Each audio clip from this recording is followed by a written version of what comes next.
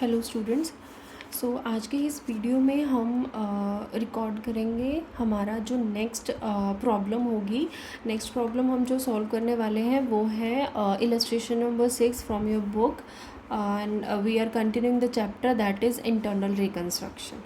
Okay, इस question में आपको दिया हुआ है एक बैलेंस शीट दी हुई है XYZ लिमिटेड कंपनी लिमिटेड की, ठीक है, 31 मार्च 2012 को, जिसमें हमें दिया हुआ है शेयर कैपिटल दी हुई है 32,000 की, 6% preference shares of 10 each fully paid up and 96,000 equity shares of 5 each fully paid up, ठीक है, जो इतनी अमाउंट के हैं। देन उसके बाद जनरल रिजर्व दिया हुआ है 1600 का। देन एक सरप्लस दिया हुआ है 1,44,000 का, बट जिसका नेगेटिव बैलेंस है।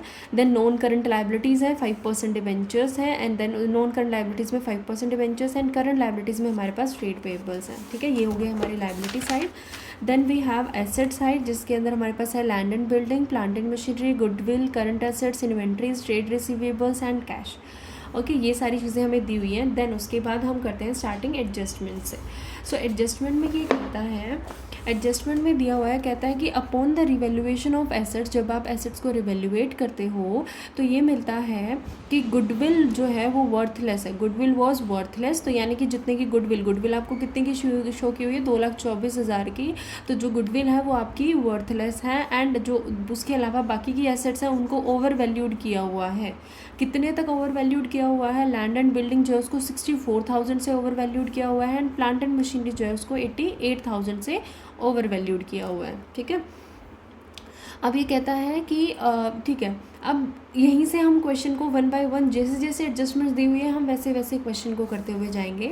तो सबसे पहले देखो, ये कहता है कि जो लैंड एंड बिल्डिंग है 64,000 की और प्लांट एंड मशीनरी जो है वो 88,000 के से, इनको इतने से बाय, दोनों में क्या लिखा हुआ है? बाय, यानी कि इनको इतने से ओवर वैल्यूड किया हुआ है। और अब देखो, याद करो मैंने क्या बताया था, हमारा जो बेसिक रूल है, बेसिक रूल क्या कहता है कि अगर एसेट्स इंक्रीज होती हैं तो क्या किया जाएगा? डेबिट, ठीक है। अगर एसेट्स डिक्रीज होती हैं तो क्या किया जाएगा? क्रेडिट। लाइबिलिटीज़ अगर इंक्रीज होती हैं तो क्या किया जाएगा? क्रेडिट, ठीक है। अगर लाइबिलिटीज़ डिक्रीज होती हैं तो क्या किया जाएगा? डेबिट, ठीक है। इसको तुम ऐसे याद रख सकते हो कि liability decrease is D, then D से ही होता है डेबिट। तो लाइबिलिटी अगर डिक्रीज होती है तो डेबिट, उसका रिवर्स इंक्रीज होती है तो क्रेडिट, ठीक है। और अगर लाइबिलिटी इंक्रीज होती हैं तो क्रेडिट होता है, तो इसका रिवर्स, अगर एसेट्स इंक्रीज होती हैं तो डेबिट होता है, और अगर एसेट्स इंक्रीज होती है तो डेबिट, तो एसेट डिक्रीज मतलब क्रेडिट। तो तुम इसे ऐसे याद रख सकते हो। देन उसके बाद तो तुम्हें एक ही चीज़ याद रखनी है, लाइबिलिटीज़ अगर डिक्रीज होती हैं तो डेबिट होता है, देन बाकी सारी चीज़ें आपको बाय अपने आप ही याद हो जाएंगी।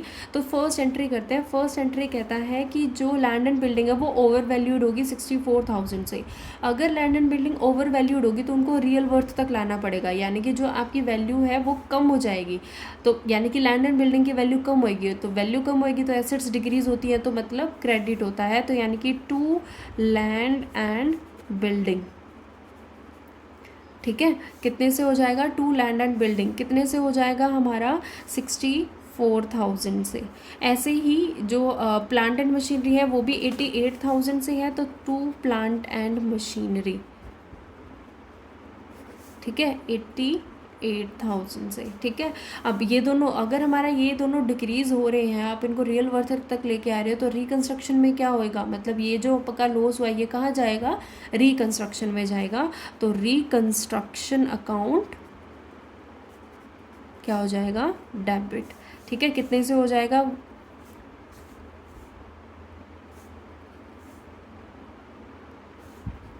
1,52,000 से, ठीक है। ये हो जाएगा,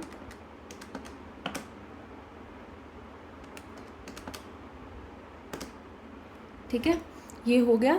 देन उसके बाद अब नेक्स्ट एंट्री करते हैं। ये कहता है कि प्रोविज़न फॉर डाउटफुल डेब्ट्स जो है वो बनाना है 8,000 का।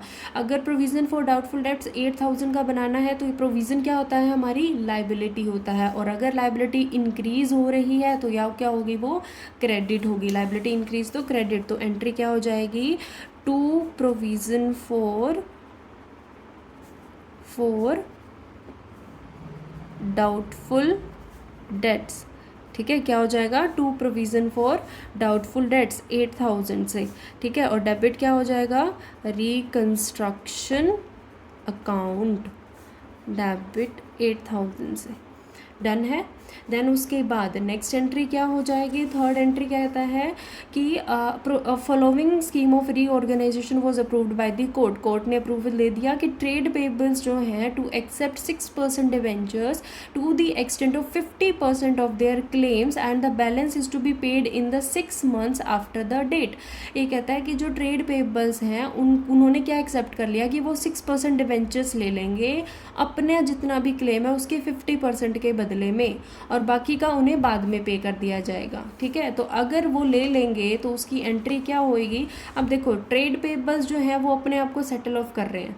अगर ट्रेड पेबल्स अपने आप को सेटल ऑफ कर रहे हैं कि मुझे डिबेंचर्स दे दो, तो ट्रेड पेबल्स तो कम हो रहे हैं, तो अगर ट्रेड पेबल्स कम हो रहे हैं तो लाइबिलिटी कम हो रही है, लाइबिलिटी कम हो रही है तो दैट मीन्स देखो अगर ट्रेड पेबल्स कम हो रहे हैं तो इसका मतलब हमारी लाइबिलिटी कम हो रही है, लाइबिलिटी कम होती है तो क्या होता है, लाइबिलिटी डिक्रीज तो मतलब डेबिट, तो यानी कि trade payables account debit to अब किस में कन्वर्ट करा रहे हैं, वो क्या ले रहे हैं बदले में, 6% डिबेंचर्स ले रहे हैं वो बदले में, तो 6% डिबेंचर्स 6% डिबेंचर्स के नाम से एंट्री हो जाएगी, और वो क्या होएगी 6% डिबेंचर्स।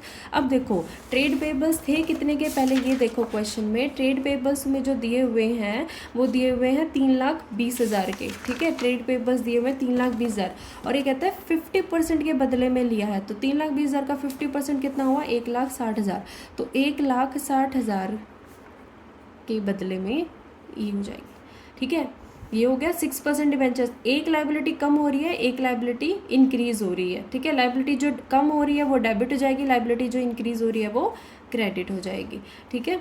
देन उसके बाद ये हो गया, उसके बाद कहता है the preference shares is to be reduced to 5% each, जो प्रेफरेंस शेयर्स हैं वो 5 रुपये का करना है। अब ये चीज़ ध्यान में रखो कि अगर प्रेफरेंस शेयर्स को 5 रुपये का करना है, इसका मतलब यहाँ पे फेस वैल्यू को डिक्रीज करने की बात हो रही है, यहाँ पे paid up capital specially mention होता अगर वो पेड अप कैपिटल को रिड्यूस करते तो। अब ये देखो कि एक शेयर है कितने का, प्रेफरेंस शेयर जो है वो एक शेयर है 10 रुपये का, पीछे क्वेश्चन में दिया हुआ है कि जो प्रेफरेंस शेयर्स है वो एक 10 रुपये का है, तो यानी कि उसे 5 रुपये तक का करना है। तो अब देखो जो पुराने वाले जो प्रेफरेंस शेयर्स हैं उनको क्या कर दिया जाएगा, वाइप आउट कर दिया जाएगा, ठीक है, मतलब उनको आप क्या कर दोगे, थ्रो आउट कर दोगे। तो जब उनको थ्रो आउट करोगे तो प्रेफरेंस शेयर जो 5% वाले 5% है ना, 6% प्रेफरेंस शेयर जो 10 रुपये के हैं वो तो ख़त्म हो गए, तो 6% प्रेफरेंस शेयर्स, और प्रेफरेंस शेयर्स अगर 10 रुपये वाले ख़त्म हो रहे हैं तो इसका मतलब आपकी लाइबिलिटी डिक्रीज़ हो रही है, लाइबिलिटी डिक्रीज़ तो मतलब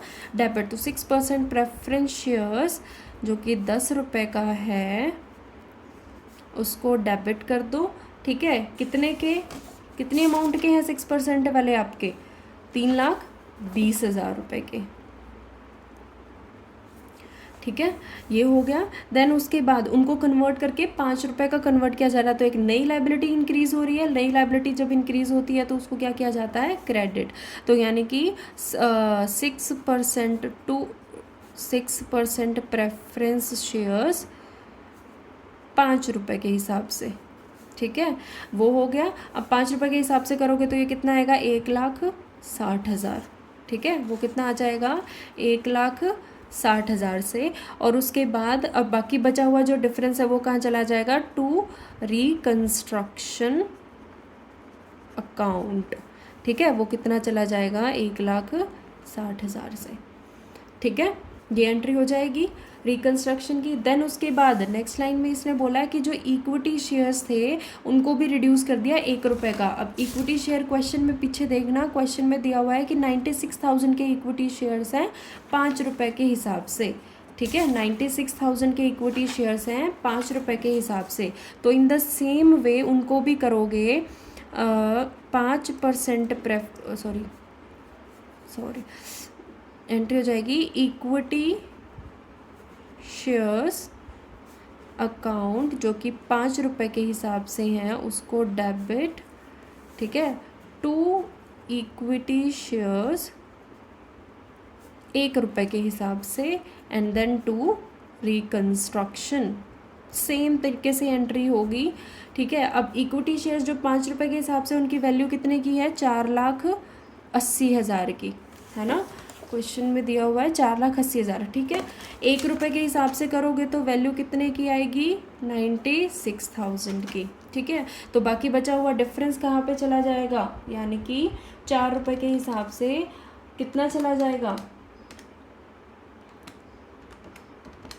ये हो जाएगा आपका 3,84,000। ठीक है, ये हो जाएगा 3,84,000। ठीक है, 3,84,000 से done.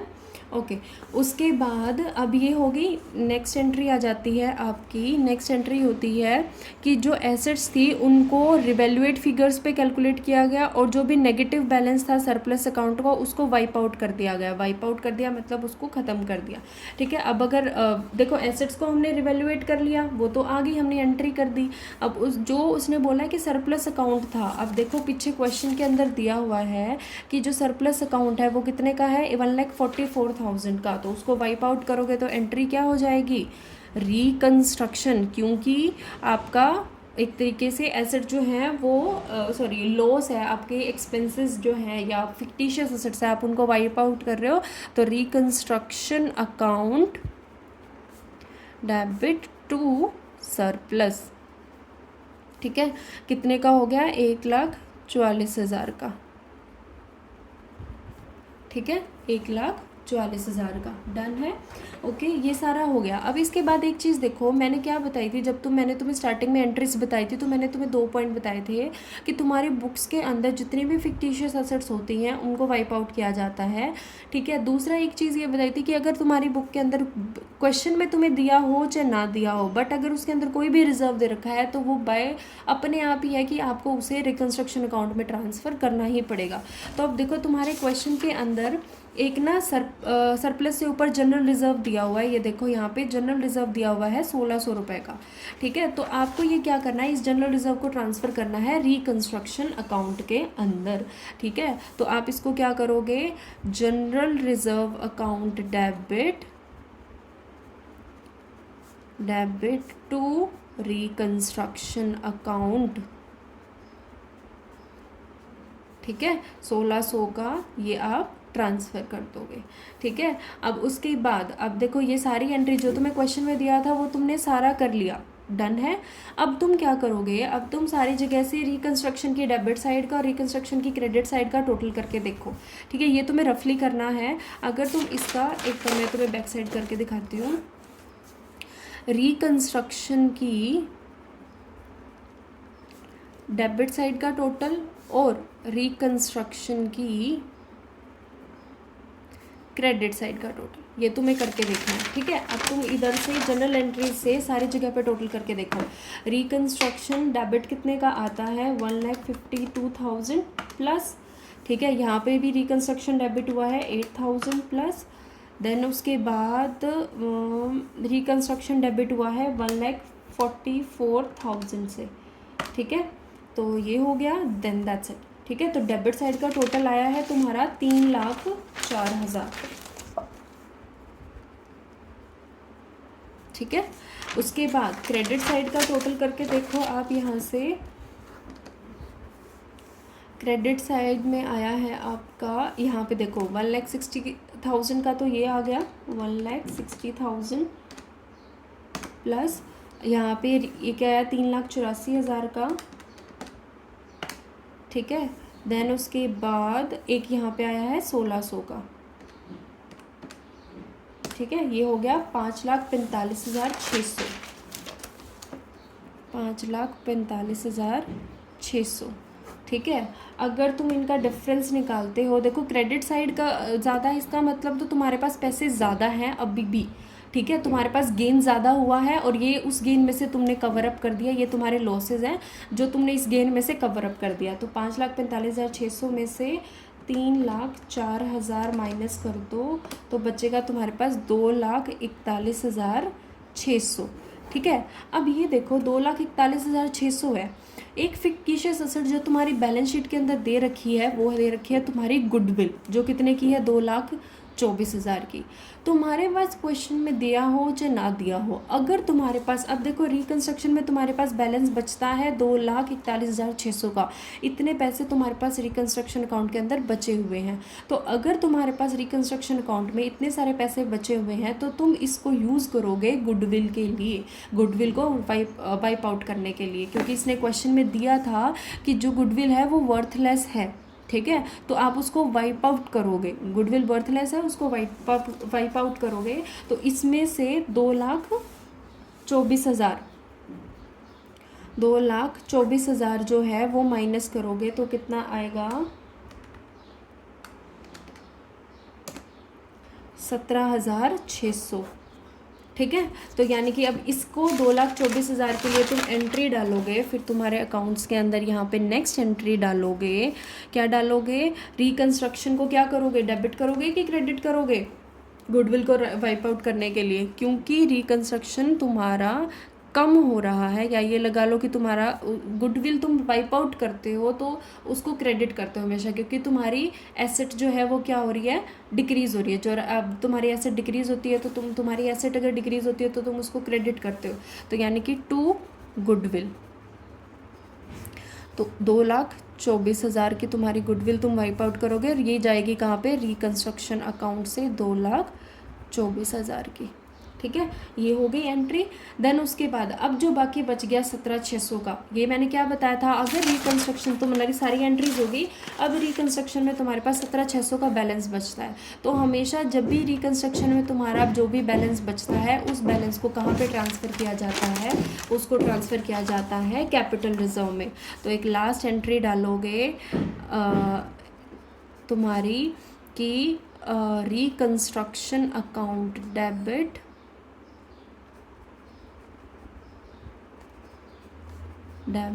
To capital reserve account, ठीक है, 17,600 से, ठीक है। तो तुम ये एंट्री डालोगे, डन है। ये हो गया तुम्हारी जो भी जर्नल एंट्रीज तुम्हें करनी है। तुम्हारी बुक में जर्नल एंट्रीज जो है वो थोड़े से डिफरेंट तरीके से दी हुई है, तुम ये वाला तरीका अपनाओगे तो तुम्हारे लिए अच्छा है, तुम्हें ज़्यादा अच्छे तरीके से समझ आएगा। तुम्हारी बुक में थोड़ा सा डिफरेंट है तरीका, उसमें एंट्रीज को क्लब करके किया हुआ है। जैसे मैंने तुम्हें एक सिंगल एंट्री बताई है, उसमें एंट्रीज को क्लब किया हुआ है, तो उसमें तुम मे भी कंफ्यूज हो सकते हो, बट तुम सिर्फ इस फॉर्मूले को याद रखो, सिर्फ और सिर्फ इस फॉर्मूले को याद रख के भी एंट्री करते हो तो तुम्हें याद हो जाएगा। सिर्फ कंस्ट्रक्शन अकाउंट का ध्यान रखना है कि कंस्ट्रक्शन अकाउंट डेबिट होता है या क्रेडिट होता है, तुम्हें वो चीज़ ध्यान रखनी है, और एसेट और लायबिलिटी वाला ये केस ध्यान रखना है। तुम्हें इंटरनल रिकंस्ट्रक्शन में कुछ भी याद करने की ज़रूरत नहीं है, ठीक है। देन उसके बाद अगर हम बैलेंस शीट की बात करें तो balance sheet is easy. Balance sheet में तुम्हें क्या करना है, अब देखो जो भी चेंजेस तुमने किए हैं वो बैलेंस शीट में ऐड ऑन करते जाओ। सबसे पहले बात करते हैं तुम्हारी बैलेंस शीट में, देखो यहाँ से शुरू हो जाओ। शेयर कैपिटल थी 32,000, 6% प्रेफरेंस शेयर्स 10 ईच थे, अब वो कितना हो गया 5 ईच। तो यानी कि नोट्स टू अकाउंट में देखो 32,000 6% प्रेफरेंस शेयर्स 5 ईच 1,60,000 के हो जाएंगे, ठीक है। ये हो जाएंगे 1,60,000 के। उसके बाद नेक्स्ट में क्या बहुत 96,000 के इक्विटी शेयर्स थे 5 के, वो कितने का हो गया 1 का। तो 96,000 के जो इक्विटी शेयर्स थे तो वो 96। टोटल शेयर कैपिटल जो है वो ये हो जाएगी तुम्हारे 2,56,000 की, जो तुम यहाँ पे दिखा दोगे शेयर कैपिटल के अंदर। देन नेक्स्ट आता है तुम्हारा जनरल रिजर्व, जो तुम ट्रांसफ़र कर चुके हो, सरप्लस तुम्हारा खत्म हो चुका है। बट तुम याद रखो कि तुमने क्या किया है, एंट्रीज़ के टाइम पे तुमने एक कैपिटल रिजर्व बनाया था, तो तुम्हें वो ट्रांसफ़र करना है। तो कैपिटल रिजर्व के 17,600 रुपये तुम ट्रांसफ़र करोगे तो वो तुम्हारा आ जाएगा 17,600, ठीक है। देन उसके बाद आ जाएगा नॉन करंट लायबिलिटीज़, मतलब जो तुम्हारे क्वेश्चन में यहाँ पे दिया non current liabilities. Non current liabilities में तुम्हारे पास एक तो 5% डिवेंचर ऑलरेडी बैलेंस शीट में दिए हुए हैं, ठीक है। तो तुम्हारे देखो लॉन्ग टर्म लायबिलिटीज़ में दिखाया है, एक तो 5% ऑलरेडी दिए हुए हैं, 6% तुमने ट्रेड पेबल्स के बदले में उनको दे दिए, तो यानी कि टोटल 1,60,000 और 1,92,000 3,52,000 के हो जाएंगे, जो तुम दिखाओगे तुम्हारी बैलेंस शीट के अंदर, ठीक है। तो ये हो जाएगा तुम्हारा लॉन्ग टर्म बोरोइंग्स 3,52,000 की। उसके बाद आ जाओ ट्रेड पेबल्स पे। ट्रेड पेबल्स में तुम्हारे 3,20,000 के थे, जिसमें से 1,60,000 के बदले में तुम 6% 1,60,000 के बदले में तुम 6% दे चुके हो। तो बचेंगे कितने तुम्हारे पास बचेंगे सिर्फ 1,60,000। तो तुम्हें क्या करना है, ट्रेड पेबल्स दिखाने हैं 1,60,000 के। उसके साथ साथ तुमने 8,000 का एक प्रोविज़न बनाया था, तो तुम्हें उस प्रोविज़न को भी शो करना है। 1,60,000 प्लस 8,000 7,93,600 से, ठीक है। देन उसके बाद एसेट साइड में आ जाओ, और कुछ नहीं है तुम्हारा लायबिलिटी साइड में। फिर तुम्हारे आ जाओ एसेट साइड में। एसेट साइड में क्या आ जाएगा, तुम्हारी फिक्स एसेट्स थी 5,92,000। कैसे आई है फिक्स एसेट्स तुम्हारे पास, क्योंकि तुम्हारी वैल्यू कम हो गई थी, तो तुमने क्या किया, लैंड एंड बिल्डिंग की वैल्यू कम करके, प्लांट एंड मशीनरी की वैल्यू कम करके जितनी बनती है उतनी दिखा दी 5,92,000 की, तो वो आ जाएगी। देन उसके बाद तुम्हारी इन्वेंट्रीज जो हैं वो एज इट इज़ 64,000 की, उसमें उसके रिगार्डिंग कोई एंट्री नहीं थी। ट्रेड रिसीवेबल्स की कोई एंट्री नहीं थी। कैश एंड बैंक बैलेंस में भी कोई चेंज नहीं आया। इन सब का टोटल करोगे तो ये आ जाएगा दोनों साइड का टोटल, ठीक है। ओके बच्चों, तो अब ये चैप्टर तुम्हारा कंप्लीट है, ठीक है। अब तुम्हें नेक्स्ट चैप्टर नेक्स्ट वीडियो में हम स्टार्ट करेंगे। आपको ये चैप्टर अब कंप्लीट करना है। ओके, थैंक यू बच्चों।